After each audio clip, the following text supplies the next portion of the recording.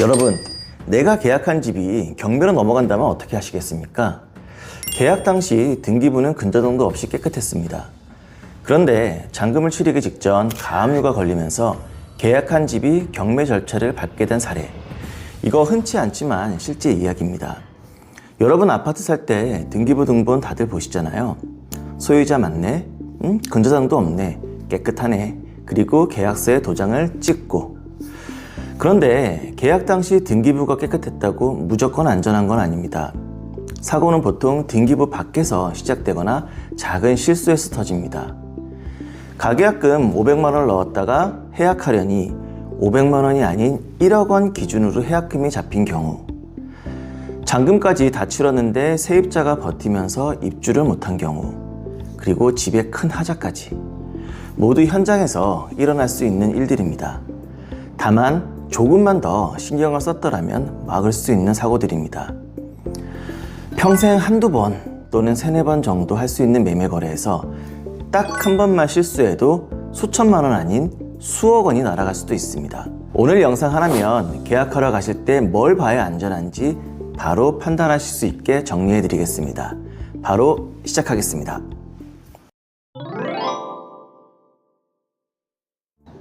안녕하세요. 운정부동산TV입니다. 본격적으로 들어가기 전에 이 생각 드시는 분들 분명히 계실 겁니다.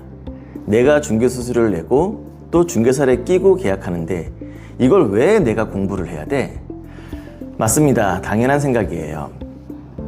중개사는 중개대상물 확인 설명서를 통해 권리관계, 시설 상태 이런 걸 설명할 의무가 있고 거짓 설명이나 과실이 있으면 책임을 져야 합니다.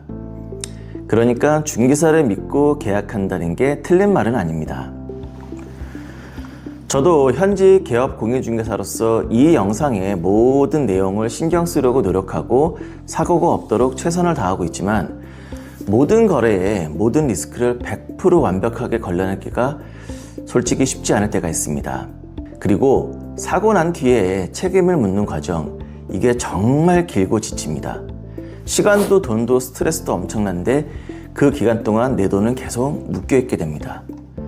그래서 제가 강조하고 싶은 건 이 영상의 모든 내용을 중개사들이 잘 체크하고 계약을 진행하겠지만 나도 기본 안전피는 잡고 가자입니다.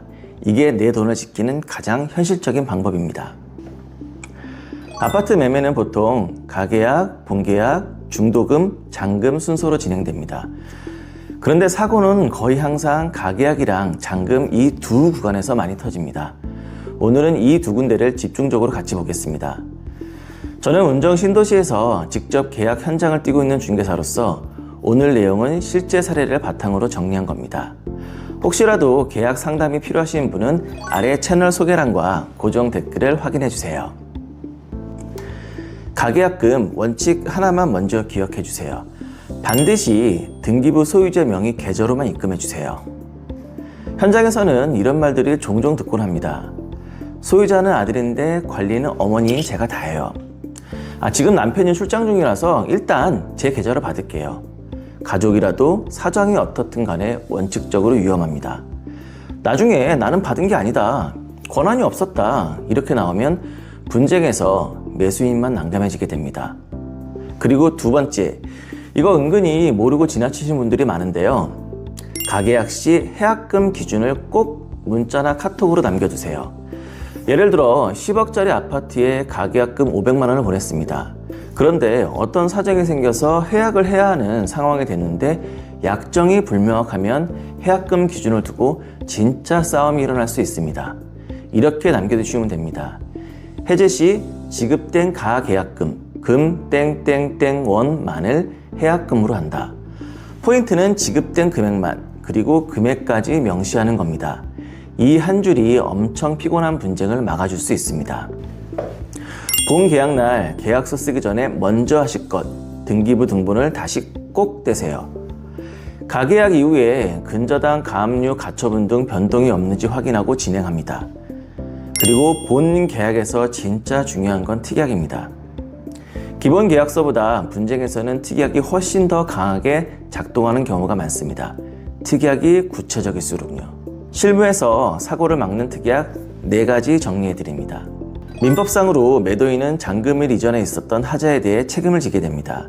근데 현실에서는 이게 잔금 전부터 있었던 하자인지 입주 이후에 생긴 하자인지 이걸 두고 다툼이 정말 많이 생깁니다. 매도인이랑 얘기가 잘 된다면 이런 문구를 넣어보세요.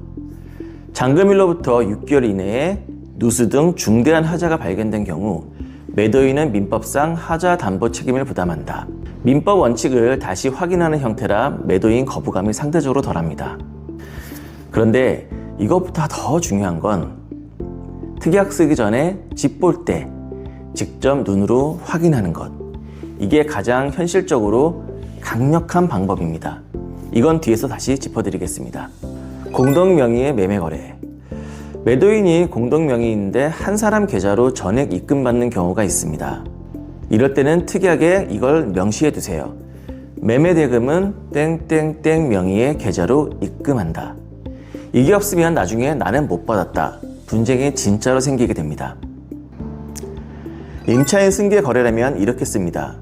보증금 땡땡땡 원, 임대차 기간 언제부터 언제까지, 임차인 누구누구, 매수인은 임대차 관계를 승계한다.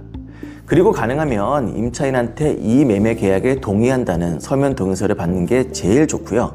최소한 문자 확인이라도 받아두세요. 나중에 임차인이 나는 몰랐다 라고 나오는 분쟁을 훨씬 줄일 수 있습니다.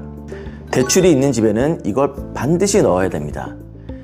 매도인은 잔금일에 대출을 전액 상환하고 근저당을 말소하여 매수인의 소유권 이전에 지장이 없도록 한다.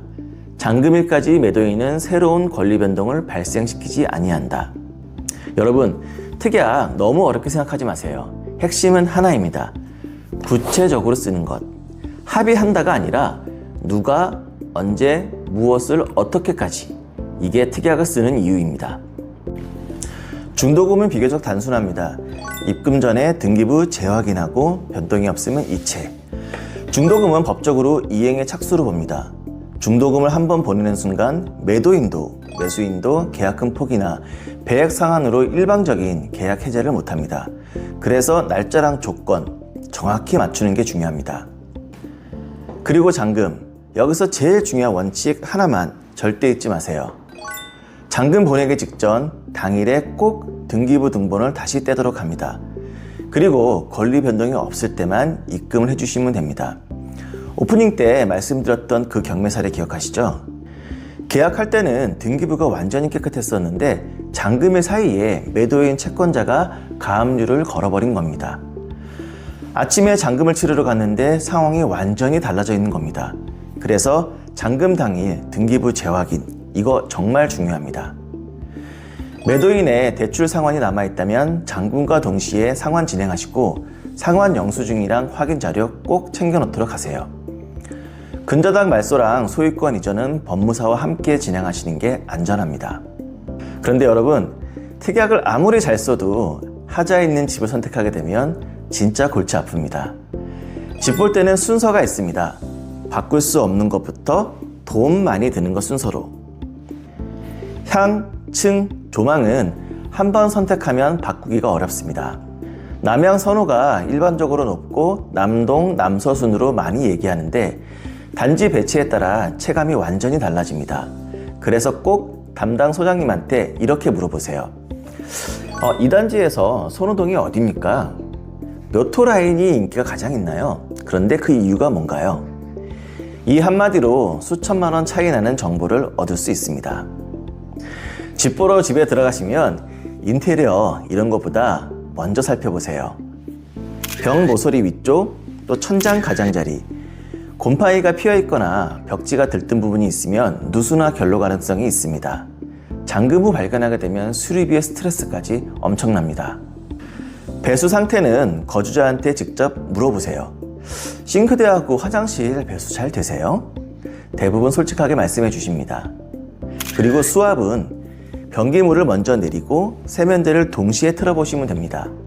세면대 수압이 확 떨어지면 수압이 약한 집입니다. 그리고 구축이라면 베란다 확장 여부도 꼭 체크해 주세요. 단열이나 배관 공시 없이 확장한 집은 겨울에 냉기 통로가 됩니다. 엄청 춥습니다. 마지막으로 베란다 창문 직접 열어서 소음 확인. 이건 인터넷으로 절대 알 수가 없습니다. 그리고 마음에 드는 집이 있으면 거주하시는 분께 양해를 구하고 사진 또는 동영상으로 촬영해 주세요. 하루에 여러 차례 보다 보면 진짜 헷갈립니다. 오늘 핵심 딱 3가지로 정리해 드리겠습니다. 하나, 가계약을 포함한 모든 돈은 반드시 소유자 계좌로. 해약 기준은 금액까지 명시해서 문자로 남겨라.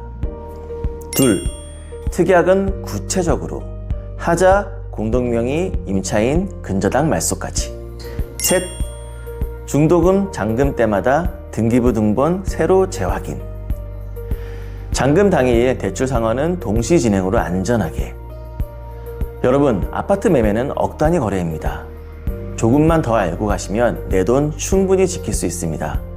오늘 그 영상이 첫걸음이 됐으면 좋겠습니다.